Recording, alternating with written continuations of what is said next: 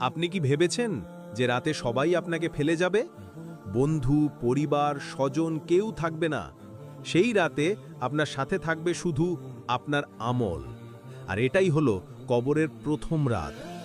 রাসূলুল্লাহ সাল্লাল্লাহু আলাইহি ওয়াসাল্লাম বলেছেন, কবর হলো আখেরাতের প্রথম ধাপ। যদি কেউ এখানে সফল হয় তবে তার পরের ধাপগুলো সহজ হবে, আর যদি ব্যর্থ হয় তবে পরবর্তী ধাপগুলো আরও কঠিন হবে। তিরমিজি। কবরের সেই প্রথম রাতে মুনকার নাকির এসে প্রশ্ন করবে, তোমার প্রভু কে? তোমার দিন কি? তোমার নবী কে? তখন কি তুমি জবাব দিতে পারবে? কবর অন্ধকার, নিঃশব্দ, ভয়ঙ্কর। কোনো টাকা, কোনো বন্ধু, কোনো নাম, যশ থাকবে না। শুধু থাকবে আমাদের সৎকর্ম। তাহলে প্রশ্ন হলো, আমরা কি প্রস্তুত আছি সেই প্রথম রাতের জন্য? তাহলে আজ থেকেই নামাজ পড়া শুরু করি, গুনাহ ছেড়ে দিই, আর কান্না ভেজা অন্তর দিয়ে আল্লাহকে ডাকি।